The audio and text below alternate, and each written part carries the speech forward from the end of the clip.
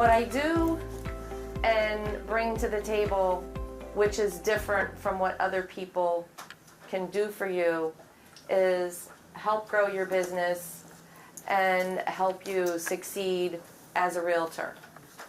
People say, Mary, what do you do for a living? And I say, I solve problems all day long and help people achieve their dreams, and at night I do the paperwork. Because it's all about connections, who you know, what you do, and how long you've been doing it. And I know a lot of people, I network with a lot of people. I love what I do. I love helping people achieve their dreams. And every rundown, boarded up building I see, I want to buy and make pretty. I don't have the funds to buy and make them all pretty, but I know people that do. For example, when I showed up today, one of the beauties of my job is that I work with different attorneys. God bless you, Helen. And all of you know, or most of you know, Paul Kim. He is a wonderful attorney in Hackensack, and he is also a realtor with Sealand Realty, and I work with him. That is my connection to all of you. And when you have deals, we would close them with him. Clients who do not want to use an attorney, in the state of New Jersey, you do not have to have an attorney when you buy and sell property. However, having me on their side, on the buy side, to monitor the file from start to finish is a good, healthy thing for everyone involved, because I know the pitfalls, I know the downfalls, I know what to look for, and when necessary, I do bring an attorney on board. So that is a good thing for everyone, because there are deals where they'll sail right through without a problem and they don't need the expense of the attorney. They're investors or what have you. They've done it before and it goes smoothly, and that's great. But when there's a hiccup, I can get an attorney involved at the drop of a hat. So that's also a good thing. One of the things that happened today is one of the attorneys that I work with has a client who has lots of cash he wants to invest. So I said to Jinsu, and he gave me to Derek. Derek has a property for sale, and it's only like 7 million something, but the cash buyer has 25 million to spend. So hopefully he'll like the property and they'll have a sale of that property for cash. So there won't be any mortgage financing or anything like that. So these are the things that I do and bring to the table that most people don't do for you. How I work is with the attorney who wants it, or if the client doesn't want an attorney, I order title. And as a licensed title producer, I get my commission, and then I'm able to manage the file as well from the title perspective. And I make sure the surveys are ordered, and I make sure the title is doing what they're supposed to do, and that everything is going smoothly. And when there's a hiccup, like with one of Helen's deals, we have a delay right now. Sometimes it's happened and it's beyond our control. It's the lender, it's the seller side, whatever the reason is, but we keep on them to get it to go. And I think in this time it was the appraisal that came back, and they have to season it for like 7 days or something. But could be a different deal, but I'll check. And the last time I was here, and one of the reasons why I wanted to come back is because one of the realtors had asked about a structured sale. Who's heard of a 1031 exchange? Do you know what a 1031 exchange is? Okay, so the 1031 exchange is when you have the investment property and you sell the property, and your client parks the money not in his bank account but in a company that deals with 1031 exchanges. So they hold on to the money, and then your client has 6 months to locate another property to purchase, and then the money for that purchase goes from the company that's parking the money into the title company's account so that the funds will be there to purchase it. A structured sale is a little different. Now, I had never heard of one either. I know a lot. After 35 years, I don't know everything, and I'm happy to say that I don't know everything. The difference is I know how to find the answer. And in this instance, I asked my accountant. I said, hey, what's a structured sale?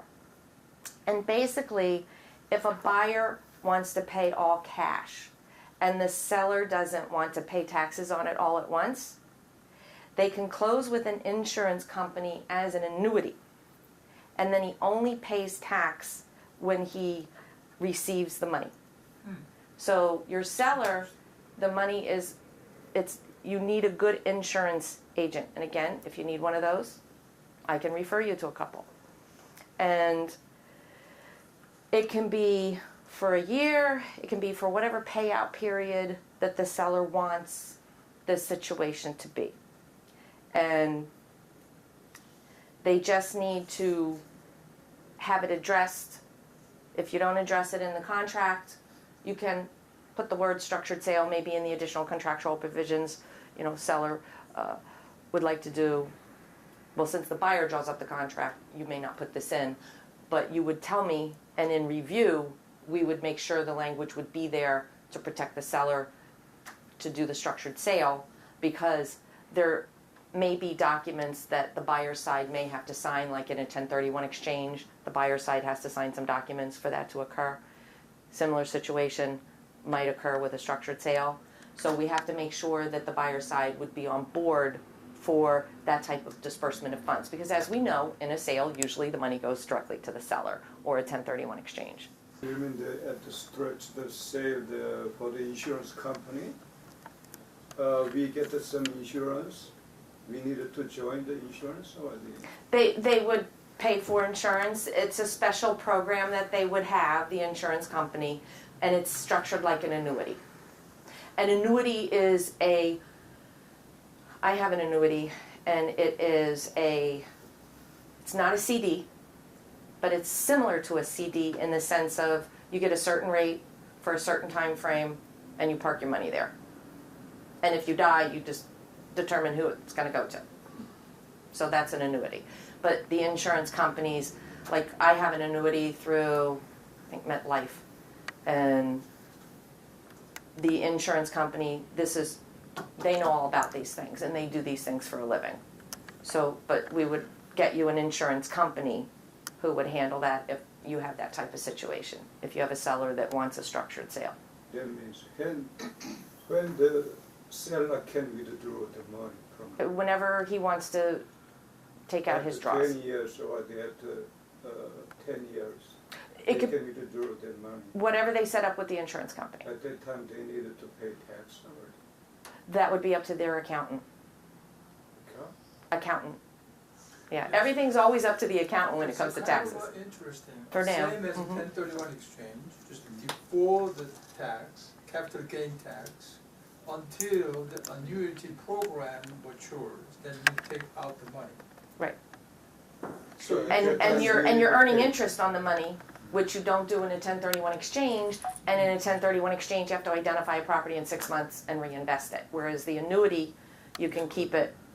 When money goes to the insurance company, what kind of document the seller can? Oh, a lot. Annuity. Life insurance or No, it's an annuity, and just annuity? it's all documented and it's signed for and it's all listed what's there. It's similar to when you go to a bank to do a certificate of deposit, a CD, when they offer you like 2.5% for till 9/20/20. If you park anything over $500, if you take out the money ahead of time, you get penalized. If you leave it, you get the 2.5 at the end of 9/20/20. So it's that type of situation, but the annuities are done through insurance companies, not through banks. And the buyer, then when the seller withdraw the money, the buyer doesn't have to sign. Right? No. So the seller may take the money Whatever they want. 2 years, 6 years, 60 years later, who knows? It's not gonna be 60 years later, but whenever the seller takes it. Once the purchase has closed, There's no further transaction between the parties. The buyer and seller are finished. This is just, it's no different than if you give me a check for $1 million and I stick it in my pocket and I go to AC and put it on Black 19. The buyer has no say in what I do with my money, okay? I can put it wherever I want. I can take it, I can put it in a 1031 exchange, I can put it in a structured sale. The buyer has no say, but we do need their cooperation in letting us have our say as the seller. And then for this money, the structure sale, we can put only capital gain amount, not the, like for example, I bought it the property here $500,000, and 5 years later, it comes back $5 million. So I wanna defer the tax for $450 million, $4.5 million, right? That's up to the insurance company and the accountant. I can't tell you how much you get to park or what you get to do. You do need other people involved in that, and that's with an attorney or without an attorney. Attorneys are not accountants unless they went to, like my old boss went to. He did go to school for accounting, that part, but he was really good in math, but he's not an accountant. Sometimes when there's a lot of money involved, we bring in other people to help with the deal because it's necessary. And I have those resources. So you have any experience about like this transaction? This, whoever is lucky enough to have one of these, you would be my first. Have no fear. I have 35 years of experience behind me, and as you all know, as we progress in our abilities of our chosen loved professions, we have enough resources to draw from to make it happen and make it smooth. So this is for the only commercial property, No? It couldn't be residential, residential. It's for only just- the investment. Yeah, I've done 1031 exchanges, a zillion of them. So that's why doing a structured sale. It's different than this. Mhm. 이도 because investment 실제 Oh, yeah. 하기 위해 사는 대신 아니 이 연유이트로 들어가는데도 팔고 나면 kind of 유니를 위해서 That's okay. I'm gonna speak in Korean. Sure, go right ahead. capital He's my good gain이니까, translator. 셀러가 옛날에 싸게 사놨잖아요. 그러니까 1 밀리언에 샀어. 지금 시세가 5 밀리언이다. 그럼 4 밀리언이 캐피털 게인이야. 그러면 거기에 대한 텍스를 내야 되잖아 원래. 근데 애뉴이티에다 갖다 집어넣는 거야 4 밀리언을. 그래서 애뉴이티 들어가 있는 동안은 캐피털 게인 텍스를 안 낸다는 거지. Same as a 1031 exchange. It's a new program I never heard. It's not new. But it's not new. No, it's been But around just for a I while. didn't know. It's just not utilized as much as it probably should be.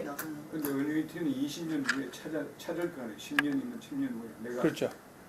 인스톨먼트로 그러니까 그때 찾든지, 텍스를 딜하면 되는 거야. 분할로 찾든지. 분할로 찾든지 whatever. 근데 이제 애뉴이티는 그건 인슈런스 땡이니까 애뉴이티를 자기가 돈을 매달 받을 수도 있잖아요. 그거에 대한 이제 보수를 내야 된다. 그거는 다른 depends 인컴으로 on 잡는 accountant. 거니까. What she said. Okay, I think just I And- reiterate what you said. Yes, but remind him that with a 1031 exchange, the Mhm. property has to be and the money has to be used within 6 months. The money has to be used within 6 months. With a structured sale, the money can be used whatever you set it up Right, to be right, used right. as. That's the 그 important part. 차이는 1031 exchange는 6개월 안에 다른 프로퍼티를 사서 클로징을 해야 되잖아. 그러니까 그 돈을 써야만 된다는 거지. 지금 1031은 내 어카운트에 가 있으면서 10년이고 20년이고 디포가 될 수 있다는 거죠. 연유이트. 그렇죠, 어니티는. They used to be on my walls. And then I had to take them off my walls because as you see, this is too overwhelming for a wall. That even as a small business owner, I continue to receive from my clients, realtors, law firms, because they're very happy with the quality of work I provide. Who sees clients 9 to 5, Monday through Friday? We all do, right? We never have to see them nights and weekends, do we? We get to turn off our phones come 5 o'clock, right? Oh, you hope. Exactly. You can call me nights and weekends. So when you have questions, hey, my client wants to buy this house, but the seller doesn't want to move out on the day we want to close. And we want to put May 1st on the contract, but the seller doesn't want to move out till June. And the seller wants to stay in the house. And I say, let me educate your buyer why we're going to close June 2nd.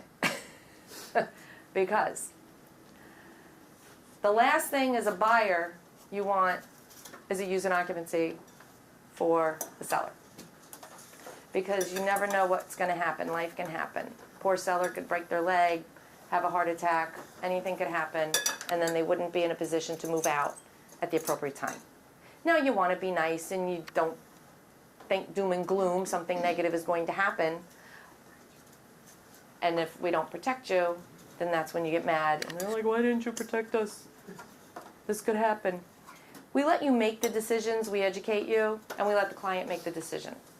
Some things we strongly urge they don't do, and we're happy to explain to you why.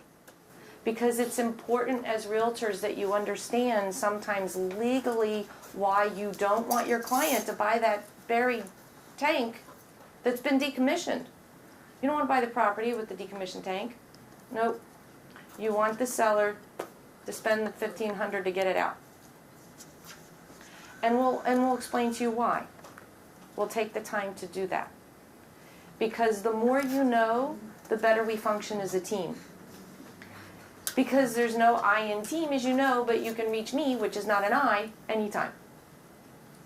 And I am the one, because it's inappropriate to say me, so I am the one that you can reach, and I can get a hold of Paul nights and weekends.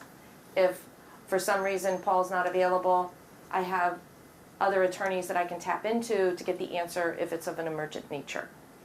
So that is the beauty of when you work with me, is that I come with Paul and you get me and you want me on your side. You don't want me on your other side. You don't want the other side to get me first. I've had 2 calls that I remember where I got a call from a buyer. They said, oh, we were referred by so-and-so. We really want to use your services. I said, great, thank you very much. I hung up the phone. And then I got another phone call. And the person was talking, they're selling a property and they want to work with me. And they were referred by who's he, what's it? I said, oh, that's very nice, thank you. And then I realized, wait a minute. Are you selling da-da-da? And they said, yes. I said, I'm so sorry, the buyer already called. And at the time I was working at a law firm. So I couldn't represent both parties. However, who has situations where, because the lawyer can't represent both parties. They have a conflict of interest. But who has a situation where you have family members that want to buy and sell property in between each other? And there's really no issues. You just have to prepare the contract for the bank, but you need someone to order title and guide the process through, right? You have that happen, right? Because I'm not an attorney and I am a licensed title producer, I can do both sides. So I can help you. So the bottom line is, regardless of what your question is, where to buy frozen peas, I need a dentist or I need a contractor, or hey, do you know anybody that has $7 million that wants to buy a property? Call me and ask me. That's the takeaway from here. Call me and ask me. Call me and ask me if you want to have a second opinion on a contract that's not even in my office or Mr. Kim's office. Call me. I'll get you the second opinion. I'll let you know, because do you ever notice in our industry people always do this? They point to everybody else, but the finger never goes this way. So people always know I tell the truth. So when you call me, I check things out. If I speak off the top of my head like I was doing with Helen earlier, I was like, I think, but I don't know, I gotta check. Gotta let you know. I like to have my file in front of me on the computer. Now I can check before I leave and figure out the answer because I can access it from my phone. But there's only one acceptable lie in life to tell. It's the one you have to tell someone to get them to their surprise party. Everything else is, I don't care to talk about it, it's none of your business, that makes me uncomfortable. Or you just look at somebody like they have 6 heads for asking you how much you made last year. Like, are you Kidding me? The reason why people like working with me is because I tell the truth. If I don't know the answer, I will get the answer. If I make a mistake, I will apologize and say, oh my gosh, I made a mistake, let me rectify it. Here's why I made the mistake. I think I've apologized 7 times in the last 35 years. So that's a pretty good track record of having to say I'm sorry. And I was responsible for the error. And 2 of them happened during a medical emergency crisis where I wasn't feeling well that I made the mistakes. So it's not like I was and made a mistake. I didn't feel well and had a medical emergency and wasn't feeling well and made the mistake. So but you take ownership, I take ownership, I apologize, and it's all about building a team and building trust, because your client will say one thing to you, one thing to me, because you're the realtor, I'm legal, and that's just what they do and have to do and need to do and want to do. And we have to work together to make sure that we're on the same page. Because what I will tell you is what was said to me. And you can take that to the bank. Because that's how you build relationships and trust. I have a client from when I was at the law firm, so for the last 25 years, he still refers his friends and family and coworkers to me, even though I'm out on my own. Because they trust. I have clients that own our little munchkin stores, and they come to me for everything first. And a lot of times I place them with attorneys. If there's something I can help them with, I help them. But they don't want to go anyplace else unless I tell them they can and who to go to. Because everybody knows I have your back and your best interest at heart. And lots of experience to go with it. So who has more questions? Okay. Last question might be, so you can be 1031 exchange intermediary?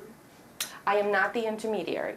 There is a 1031 exchange company that I have worked with over the years, and I know they're good, and I know their process. There are others out there. Your client is free to do their investigation and pick what they like. I do have. So you know that the people that can be intermediary, Mm-hmm. that you can trust. Yes. So we can trust. God bless you. Thank you. You're welcome. Yes. Now, I always say to people, if I refer you, you have one shot to screw it up. You screw it up, you're done. Because that's my reputation. And I usually know the people. If I don't know someone, I'll say, look, I've used this company. Here's another. Try it. I don't know them. Do your investigation. But if I know someone, then you can, if I give you the referral because I know someone and there's an issue, you can come to me and I can handle it. Thank you. Thank you very much.